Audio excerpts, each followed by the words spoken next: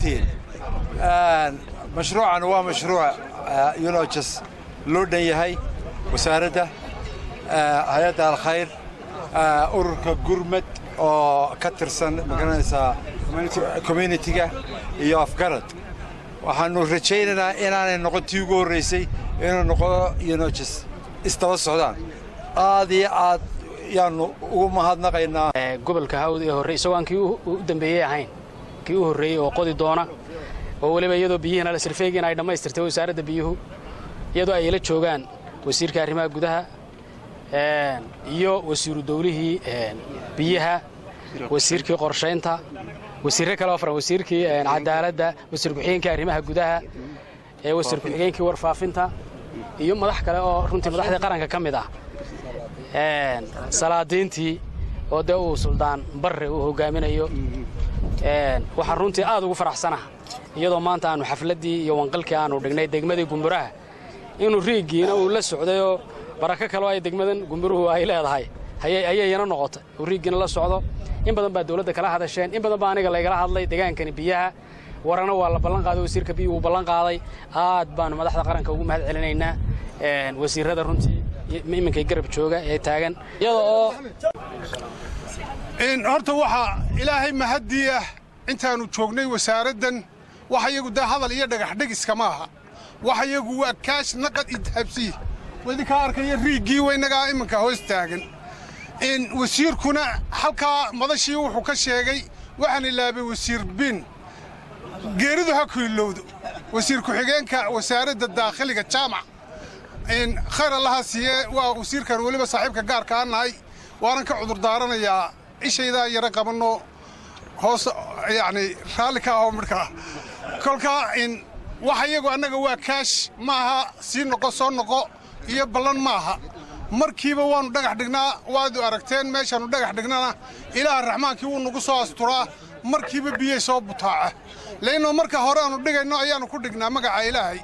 oo nidhaa ilaahow adiga casaawo jalaahe annagu waxba garan maynee adiga wax waliba gacantaada ku jiraana ilaahowna soo astur ilaahayna marka dee ilaahay astur ka dalabto ilaahay bakhayl maaha markiiba wuuna soo asturaa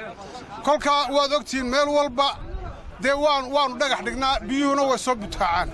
runtii sarfeyga biyaha waa la dhameeyey oo sarfeygeeda horaanu u qaadnay kolka waxaan u raadinay cid naga caawisa arrinkaa hay'adda alkhayr khayr allaha siiyo dee iyadaaba iska khayrsane ayaa naga caawisay inay biyaha soo saarto ballanna way naga qaaday arrinkaa waxaa ka shaqeeyey wasaaradda khayraadka biyaha hadday tahay sarfeygiisa iyo hadday tahay doonidda in maxay ahayd hay'adda alkhayr ee inoo qodaysa waana ka qalabkeedii oo dhan oo u dhammaystiran ay keentay hadday booyada tahay hadday riigii tahay hadday qalabkii kala tahay hadday beebabkeedii tahay waxeeda ayadaa isku qabtaa innagu maantana waynu u dhagax dhigaynaa maalinta biyuhu soo burqadaanna xadhiggaynu uga jaranaa insha allah bismillaahi alkariim qalabka ay alkhayr foundation iska leedahay waxa kala shaqeeyay dad deegaanka wasiirkii waxaan maranayaa in wasiirkii iga horeeyay oo wasiirkii biyaha ee magaalkan ka hadlay waanu ka sugaynaa qolada biyaha ceelka ay ku ballan qaadeen xukuumadda iyo dawladda waa ka sugaynaa kan laakiin deegaanka preparationkiisana lahaa diyaarintiisana lahaa qabanqaabadiisana lahaa furaha lacagta lagu soo bilaabayna lahaa ururka gurmadna waanu mahadnaqayaa lacagtii ugu horreysay ay bixiyeen ee dhowr iyo $10,000 ahayd dawladuna gacmadeeda siisay dawladda waanu ka sugaynaa waaniga sheegay dawladda waanu ka sugaynaa riiga labaad waanu idinka sugaynaa kan annagaa samaysanay qarnaba meel buu ku dhigan islaanku ka dambe waanu idinka sugaynaa mid iyo laba iyo saddex iyo afarba waanu idinka sugaynaa hore waanu idinka lahayn laakiin waanu idin rajaynaynaa imika inaad ku dadaashaan waayo ballanqaadyo badan baa samayseen ballanqaadkii ugu dambeeyana waxaanu filaynaa kol haddii imika riigdee degaankii yimi uu jiro inaan laga kaxayn horta ilaa kiinana aqotaan aad iyo aad baan dee u soo dhawaynayaa magaranaysaa wasiirka iyo ballanqaadkiisa wasiir ku-xigeenka aad baan u ammaanayaa wasiir dawlaha wasaaradda berigii hore waan ka tirsanaan jiray laakiin intan dambe waanu kala xiriir furannay dhammaan mas-uuliyiinta dee qarankii halkan joogtana aad baan ugu mahadnaqayaa waxaan leeyahay ilaahay dee khayr ha inooga dhigo wax kasta oo la bilaabayo waxaa lagu bilaabaa dee bisinka ilaahay baa lagu bilaabaa waxaynu ku bilaabaynaa bismillaah calaa barakatillaah ilaahayna waxaynu ka baryaynaa inuu biyo khayr qabta inooga soo saaro inta dambena waxaanu ka sugaynaa dee xukuumadda iyo ilaah horeba waanu u sheegno waxaan idhi dee farsamaa risqukum wamaa tuucaduun halkanaa nalaga biilaya waaniga beri horeyna biilkii buu kani ka mid yihi biilkii aanu xaggaa sheegnay in ilaahay naga biiliyo kan baa kow ka ah ka labaadna dee qolada dawladda waa ka sugaynaa iyaga laftigooda biilkii bay ku jiraan aad baa u mahadsantihiin aad bay maanta farxad iigu tahay ayadoo degmadii waqasheedii iyo caawa riigii oo aan hadda hoos taagannahay biyaha soo saarayay cid kasta oo hayad cid kastoo wasiir cid kastoo ka qayb gashay iyo cid kastoo ka hawlgashan oo aad iyo aad baan ugu mahadnaqay ilaahay waxaan ka baryay halkii aad ku dhufataanna caawa in ilaahay biyo dhow oo degdega oo xafaca oo Soomaaliya nafaca inuu ilaahay ka soo saarno ilaahay ka baryay السلام عليكم iyagoo la soo xiriiray madaxdoodii iyo mas'uuliyiintooda halkan joogayba wasaaradda qorsheynta oo sababta la soo xiriirnaa inay biyaha ka shaqeynayaan oo sharciyada saa ku qaatay deegaanka Hiisalaan marka waxa weeyaan xukuumadda keentay kow taasa for the record aan doonaya inaan saxo deegaanku hadduu wax la qabsado xukuumadda aad buu mahadsan yahay talabaad soo hadhay waxa weeyaan in suldaankan doonaya inaan tiisi ka jawaabe miisaaniyada uu ku jiraa ceelka kalena malaha waxa ku habboonayd in la is wareysto marka hore intaan la isu jawaabin inta kadib wanaga xafladii gobol degmada furay riigiina waa kan waxa kale oo ku jira miisaaniyada biyaha diisi sheegay in kasoo u ka ilduufoor sheegin balligii gumareed oo maadaama biyihiisu ay fog yihiin ka fog yihiin kuwa iranka balgubadle ka gumareedna in daam weyn laga qodo oo kuwa waaweyn xagga Itoobiya laga qodo kala oo sanadka dhan biyo haynaya waxa soo dhan waxa ku jiraan qorshihii 5 sano ee horumarinta ee dalka ee xukuumaddu dejisay 2012 ee imika sanadkan gabagabada ku ah kii labaadna aanu imika wadno oo deegaankana waxyaabo fara badan ugu darano way berigii hore wasaaradaha ku saleysnayd imika goboladu ku saleysnaanaya horumarku oo gobol walba wuxuu ku wanaagsan yahay khayraadku ku muhiimka ama xoolaha noqoto ama macdan ha noqoto in loo sameeyo wadooyinku ay koow ka yihiin oo isku xidhaya yar baan ku darsanayaa oo waxba afka lagama dhowre cunsur afka lagama dhowro waxaan wax ku doonaynaa doorasho shirkadda Al-Khayr dhamaantii assalaamu calaykum waraxmatullaahi wabarakaatuh horta halkan maanta waxa ka dhacay wax la yaab leh oo taariikhi ah gumburihii oo maxaan ku leeyahay degmanimadeedii loo walqalay iyadoo gumburu ay ahayd sidii laga wada dhawaajiyay madaxdii kala dambeysay salaadiintii cid walba ay ka hadashay goob ku suntan halganka maxaan ku leeyahay qarannimada Soomaaliland maanta farxad bay noo wada tahay cimrigiinu ilaahay nagu simo inaynu maanta iyadoo degmo ana aynu iskugu nimaadno waxaan leeyahay taa waanu hambalyeynaa hambalyo gaar ah waxaan gaarsiinaynaa madaxweynaha jamhuuriyadda Soomaaliland oo isagu qalinkiisa iyo maskaxdiisa ku go'aansaday in ay gumburuhu noqdaan degmo iyadoo muddo fara badan degmanimada ay sugaysay oo ay u qalantay haddana ilaahay waxa uu maxaan ku dhahday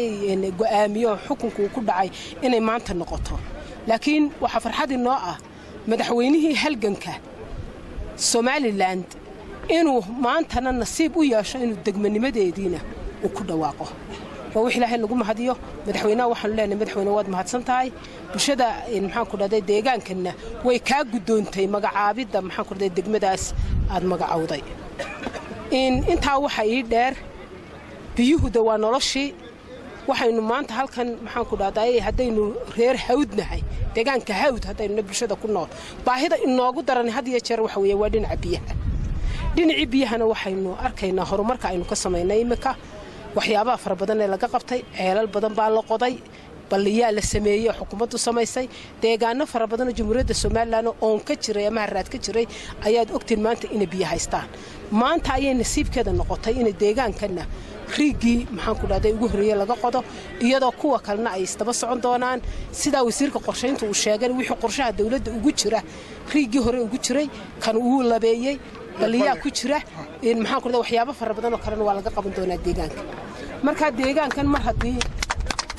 qorshaha dawladda uu soo jeestay in la horumariyo wax soo saarka khayraadka haday tahay biyaha haday tahay macdanta haday tahay beeraha haday tahay xoolaha waa maqlayseeno halkan waxa laga furi doonaa maxaan ku dhahdaa mashruuc weyn oo dhinaca beeraha ah oo bankaas waxaan u malaynayaa in bari dhow marka riigani waxaan isku dubadhacaan inay inagu filaan doonto waxyaabaha raashinka ay ka soo baxa oo kaga maarmi doono wax dibadaha laga soo dhuufinayo waxa weeyaan horumarka maalinba in baa la bilaabaya waxa si aan u sheegaya dadweynaha guud ahaan Soomaaliland iyo gaar ahaan deegaankan hawdba horumarka dadku isaga sameeya xukuumadda talaa loola tagaa fikrad baa lagu biiriyaa laakiin cid la doonaya inay wax qabsadaan oo imaankooda iyo maskaxdooda iyo xooggoodaba tuujiyaan waa dadka deegaanka deegaan waliba waa inuu deegaankiisa horumariya waa inuu wax ku taraa waa inuu fikradda keena waa in maskaxda la isku dara iyo maalkaba sidaas xukuumadduna ay wax ku qabanaysaa xukuumadeenu waa xukuumad yar oo curdina aqoonsi ma haysano dhaqaale fara badan iyo wax soo saar fara badan ma lihiin oo isku warrami mayno waxa weeyaan waxaynu wax ku wadnaa waxa weeyaan waa karti iyo daacadnimo iyo hufnaan iyo inaan wadankeenu wax gelino weeyaan wax lagu wadaa haddaan bulshadu markaa taageerin horumarkaas socda haddaan bulshadu taageerin way wiiqmaysaa marka waa inaynu horumarka taageero iskugu hambaliyayno marba wixii aynu helana aynu ilaahay ugu mahadnaqno waxa kaloon maxaan ku dhahday oranaya oo ku soo gunaanadaya waqtigan imika aynu joogno waa waqti campaign waa waqti doorasho ayaa lagu jiraa waqtiga doorashada lagu jiro dadweynuhu waa inay indhahooda aad u furaan maskaxdana kaga shaqaysiiyaan dib u raacaan in maxaan ku dhahday waa inay dib u raacaan in maxaan ku dhahday wixii loo qabtay dalkan waxa uu soo maray isbedelka ku yimi xukuumadda maanta joogta wixii ay qabatay waxaynu u baahannahay taasaad markaa ku dooran kartaa cidda rasmiga ah ee aad maxaan ku dhahday aad ku aamini karto talada dalka annagu xukuumad ahaan iyo xisbiga kulmiyaba waxaanu ballanqaad ku samaynay inaan dalkan horumar gaarsiino inaanu dalkan awoodeedu intay tahay aan wax u qabanno waxna waanu qabanay waanu ku faanayna wala taaban karaa indhaha caad ku saaran yahay yeelkadooda ma garanayno maskaxda istiitiinaysa hadalka garan mayno kuwa iska daa laakiin cidii caafimaad qabta ee Soomaaliland way garanaysaa maanta halkaynu gaarnay halkaynu u socono waxaan leeyahay in maxaan ku yiraahdaa dadku ha kala gartaan cidda wax u qabatay iyo cidda aan waxba u qaban annagu horumar baan iibinaynaa bulshada deegaanka degan gobolka Hawdna waa uga fadhinaa marka tartanka doorashada u bilaabmo inay codkeeda nasiiyaan ayaan uga fadhinaa oo ay nagu siiyaan waliba nagu doorta waxaanu qabanay wax kale kaga rabno waxaanu qabanay baan kaga rabnaa waxaan ku soo gunaanadayaa waxaan halkan hambalyo u marinayaa kaliya laaba oo Soomaaliland qalbigeeda ka soo go'day dadka ku nool gobolka Sool iyo gobolka Buuxoodle ayaan u hambaliyaynayaa waxaan idin leeyahay guushu waa marad garatay marad garan weyda maanta waa garateen guushu halkay ku jirtay ilaahay ha idinku garab galo wax la qaybsada bulshadiina maxaan ku yiraahday faro iyo maxaan ku karti iyo aqoon iyo maxaan ku dhaday dadnimo waxa leedihiinba maanta waxa maxaan ku dhahday badka soo dhigaysa diiwaangelintaas uga qayb qaadataan in maxaan ku dhahay isku diiwaangelisaan insha Allah ta'ala waxaan diin rajaynayaa in ilaahay guusha idin siiyo maxay biyo uga baahannahay biyo afka suuxu ku yimi waa biyo haraadku biyo wasaqdu biyo boorku biyo waa biyo marka waa biyo waa lahja waa waxa ugu horeeya ee qofka insaanka nolosha asaasiga u baahan yahay waxaan jecelahay markaa inaan ugu mahadnaqo Ilaahay subhanahu wa ta'ala mar labaadka gudida horumarinta degmadan iyo gobolka oo isku jira iyo hay'adda khayriga ah iyo wasaaradda qorsheynta ka soo shaqeysay biyaha intaba waxaan leenahay Ilaahay subhanahu wa ta'ala miisaanka xasanaadka hay'adda ku daro wixii ugu wanaagsanaa qabateen markaan leenahay xukuumaddu waxay sheeganaysaa horumarka mujtamaca xataa qabsadaan intaanu hoggaanka hayno wax qabadkii ay toos u qabatay xukuumaddu iyo shacabka because dawladda lagu sheegay waa shacabka waa dawladda marka government la sharaxayo waa the government of people by the people waa dadka marka inaanu niraahno waxyaabaha horumarka ee gaar ka qabataan waa noo xisaabtada annagana laakiin marka xukuumadda ay mitasha waa sheegana wax alla wixii wax qabada horumar ay degmadu soo samayso waa ogol inaan sheegno waana ku raacsantiin marka halka khilaaf kama dhicinin waxaan jecelahay tii loo qorsheeyayna saa uu sheegay wasiirku waa uu sheegay waxaan leenahay maanta maalin taariikhi ah runtii aniga khaasatan ay ahayd 1974 marka joogay arday macalimiintii loo soo diray afka Soomaaliga waxaan sheegtaa aan ku sanad iyo badbaan macalinka ahaa dadka halka jooga ana wax baray waa degmadaydii waa gobolkaygii sharaf gaar ah ay ahayd maanta maalinta taariikhiga ah ee ku suntan inay gobol iyo degmo insha Allah gobolka gaari doonto afkiga xaday gobolkana insha Allah taala way gaari doontaa aynu gobolka ka ahayn wax qabad fara badan oo xukuumadda ah iyo dadkii asxaabtaha iyo khayrigoba way ka ballan qaadeen الله أفكر دولة الصوماليلان ومدحوينها وياي أحمد محمد سيلانيو أنا وكو الله أفكر كوح وزير رأه وبدن وهالكن شوكته أنا وكارهان كو الله أفكر وزير كبيها وأنا مكين لا تشوقين وحن ما أنت هالكن كوب دقيقة عيل كدرة بيها ولا قد دونه دجمة كمبرها أو دجمة عصب وما طلع الله وانقلي الحمد لله رب العالمين إلهي وحكره شينا يعني عيل كاسو يروح يرجله ويقول كل ما هذا بيهو سيد وزيرة هراء وشاعن نورش أردن بيوجهين أساس hadday degmadadan kortay oo wax badan qabsatay deegaanka kanu oo horumar badan gaadhay marka biyaha laga qodo ay biyaha heshana si degdeg ah ayaa horumarkeedu u laba laabmi doonaa u saddex laabmi doonaa u toban laabmi doonaa ilaahay waxaan ka rajaynayaa mar labaad in guul laga gaadho isla mar ahaanta waxaa dawladda qorshaheeda ku jirta iyo barnaamijkeeda ku jirta in la dhiso ama loo qodo degmadan balli ballaaran oo biyaha roobka lagu qabto weliba ceel labaad oo dawladdu ay dhaqso u qodo oo maalgelinayso. Salaamu calaykum waraxmatullaahi wa barakaatuh.